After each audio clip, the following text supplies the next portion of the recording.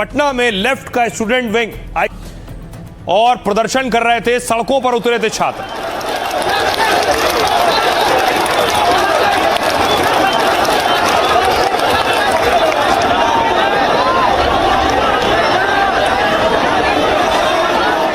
छात्र प्रदर्शन कर रहे थे तो फिर पुलिस ने लाठियां चलानी शुरू की।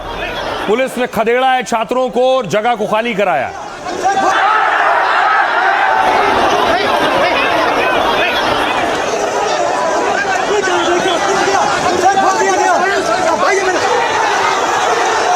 गिरेगा गिरेगा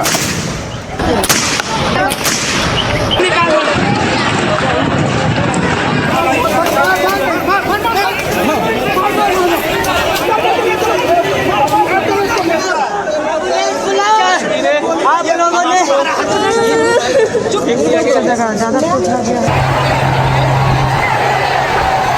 देखिए, पत्थरबाजी लाठीचार्ज में पुलिस वाले भी घायल हुए। तो ये पटना में हो रहा था। दूसरी तरफ दिल्ली में जहां प्रदर्शन हो रहा है, वहां मनोज जरांगे पाटिल पहुंचे हुए थे। मराठा आरक्षण के अगुवा और चेहरा दीपके के मंच पर थे।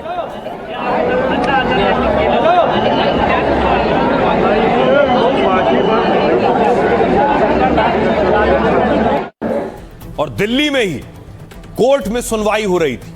दिल्ली में छात्रों के साथ मारपीट हुई, जो हिंसा हुई उस पर सुनवाई हो रही थी। कॉकरोच जनता पार्टी के प्रदर्शन में लाठीचार्ज पर सुनवाई हुई।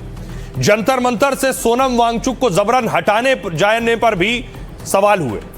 याचिकाकर्ता के वकील पहुंचे। उन्होंने कहा सोनम वांगचुक को हटाते समय पुलिसकर्मियों ने स्थानीय गुंडों जैसा व्यवहार किया। उन्होंने ना तो वर्दी पहनी थी और ना ही कोई बैच लगाया था। उन्होंने वांगचुक के साथ मौजूद सभी प्रदर्शनकारियों की पिटाई की। पूरे रास्ते वांगचुक को सफेद चादर से ढका गया। यह एक शांतिपूर्ण विरोध प्रदर्शन और भूख हड़ताल थी। Additional solicitor general SB Raju खड़े। उन्होंने कहा केंद्र सरकार की ओर से एसजी एसबी राजू ने दलीलें रखी। कहा सोनम वांगचुक और उनकी पत्नी ने ऐसी कोई शिकायत नहीं की है। इस याचिका को खारिज कर देना चाहिए। यह याचिका सिर्फ पब्लिसिटी पाने के लिए दायर की गई है, जिसे तथाकथित शांतिपूर्ण आंदोलन कहा जा रहा था। ऐसे वीडियो मौजूद हैं जिनसे पता चलता है कि पुलिसकर्मी घायल हुए, भीड़ बेकाबू हो गई और हिंसा पर उतर आई। ऐसे वीडियो भी हैं जिनमें भीड़ को पत्थर फेंकते देखा जा सकता है। कोर्ट ने कहा आप कैसे कह सकते हैं यह पब्लिसिटी के लिए दायर याचिका है। हाई कोर्ट ने दिल्ली पुलिस और केंद्र सरकार को नोटिस जारी किया। 4 हफ्ते में जवाब मांगा है। सीसीटीवी और दूसरे रिकॉर्ड सुरक्षित रखने के निर्देश दिए। 11 सितंबर को मामले की अगली सुनवाई होगी।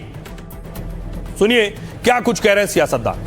हमारे देश के छात्रों और नौजवानों को कुछ लोग अपने राजनीतिक स्वार्थों की पूर्ति के लिए एक राजनीतिक औजार के रूप में इस्तेमाल करने का प्रयास कर रहे हैं। हमारे छात्रों की हर चिंता को सुनना और उसका समाधान करना ये हम सब की जिम्मेदारी है।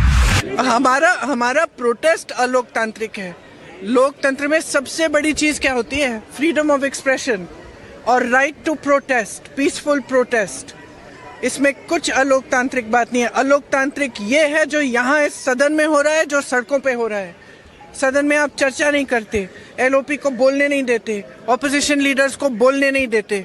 वो बोलने के लिए उठते हैं, आप चुप कर लेते हो। स्पीकर साहब खुद कह रहे हैं कि मुझे सरकार से पूछना है कि आप लोग डिस्कस कर सकते हो कि नहीं। ये क्या है? ये लोकतंत्र बचा ही नहीं है। जो सड़कों पे आए हैं अपनी मांग को लेके, और जिस तरह पुलिस वालों ने, सीआरपीएफ वालों ने कहीं ना कहीं सरकार के कहने में जो रवैया किया है, तो मैं समझती भारतीय जनता पार्टी का राम राज्य है जो कह रहे थे, वो क्या यही इनका राम राज्य है? जहाँ पे छात्रों को पीटा जाएगा, जहाँ पे बेटियों के कपड़े फाड़े जाएंगे सड़कों पे, जहाँ पे उनकी छातियों पे लाठी बरसाई जाएंगी, सर फोड़े जाएंगे। देश नहीं पूरा विश्व देख रहा है कि भारत की सरकार भारत के नौजवान के साथ किस तरह का बदसलूकी कर रही है, कैसे उनके हितों को पूरी तरह से तबाह किया जा रहा है। और जब अगर सड़क पर आते हैं प्रदर्शन करने, विरोध करने, तब उनको कुचला जा रहा है। आप जान रहे हैं कि प्रोटेस्टर्स कब से धमकियां तो देते ही आ रहे हैं कि जिस तरह से इस देश में जो है घरों को जला दिया गया, पॉलिटिशियंस को जो है वो जला दिया गया, हम वैसा करेंगे। और उसके बाद राहुल गांधी जो है वहां पे कल बैठकर उन्होंने जो किया वो बहुत बड़ी एक आई थिंक एक कंसर्न है सबके लिए। मुझको कितनों का लहू चाहिए अर्ज़े वतन, कितनी आहों से कलेजा तेरा ठंडा होगा, और कितने बच्चों की मौत के बाद धर्मेंद्र प्रधान का इस्तीफा होगा, ये मुझे सरकार से पूछना है। सरकार ने शांतिपूर्ण बहस के लिए कहा, वो भी नहीं माने। इनका काला कपड़ा भी पहन के आए, दिल भी काला। आपको क्या लगता है? अब दूसरी तरफ बॉलीवुड के सितारे और सेलिब्रिटीज भी प्रदर्शनकारियों के हक में खड़े हो गए। नसीरुद्दीन शाह और अनुपम खेर जैसे बड़े स्टार एक्टर भी क्या कुछ कह रहे हैं जो छात्र प्रदर्शन कर रहे हैं उनके लिए। नसीरुद्दीन शाह कह रहे हैं, एक्टर नसीरुद्दीन शाह ने प्रदर्शनकारियों के पक्ष में बयान दिया। वो बोले, मुझे हमारे मुल्क की युवा पीढ़ी से हमेशा उम्मीद रही है, आप लोग अपनी लड़ाई लड़ते रहें, हम सब आपके साथ हैं। इस मुल्क की हुकूमत को कहना चाहता हूं, सब याद रखा जाएगा। अनुपम खेर कह रहे हैं, छात्र हर देश की सबसे बड़ी उम्मीद होते हैं, उनकी आवाज को सुना, समझा और सम्मान करना चाहिए। छात्र अपनी लड़ाई को किसी के हाथों का औजार मत बनने देना। यह संदेश पक्ष या विपक्ष नहीं बल्कि युवाओं के भविष्य के पक्ष में। प्रीति जिंटा ने कहा, सीजेपी के आंदोलन पर उन्होंने कहा, शिक्षा में सुधार की मांग करना बेहद जरूरी है, लेकिन यह भी जरूरी है कि अराजक तत्व इसका गलत इस्तेमाल ना करें। ना आंदोलन का मकसद बदलना चाहिए, ना अराजकता फैलानी चाहिए। मैंने हमेशा मेहनत, समानता और एक्सीलेंस पर भरोसा रखा है। मुझे हमारे लोकतंत्र, कानून व्यवस्था और सरकार पर भरोसा है। दोनों पक्ष सार्थक और सकारात्मक बातचीत के जरिए समाधान निकालें। सोनू सूद ने कहा, प्रदर्शन कर रहे छात्रों को पुलिस की लाठियों की नहीं बल्कि गले लगाने वाले प्यार भरे हाथों और सहानुभूति की जरूरत है। मुद्दे को आक्रामकता की बजाय संवेदनशीलता या बातचीत से सुलझाएं। रितेश देशमुख बोले, हम अपने देश के युवाओं के साथ एकजुटता से खड़े हैं, उनकी आवाज सुनी जानी चाहिए, बुलंद, स्पष्ट और निडर होकर। युवाओं की ऊर्जा, साहस उस भारत को आकार देंगे जो हम बनाना चाहते हैं।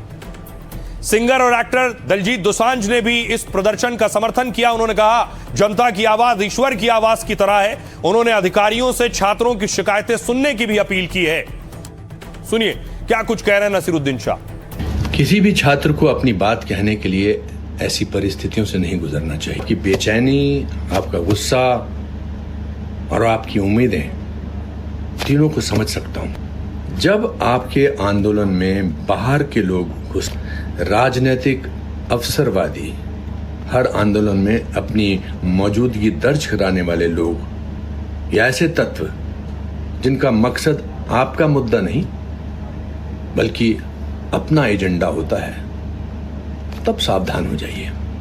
इस वक्त मेरा दिल भी भरा हुआ है और मैं गुस्से से खौल भी रहा हूं ये देखकर कि हमारे इन बच्चों के साथ किस तरह जुल्म का बर्ताव किया जा रहा है उन गुंडों के हाथों जो मुझे अमेरिका के आइस एजेंट्स की याद दिलाते हैं, मुंह पे नकाब लगाए हुए, हाथ में डंडा लिए हुए।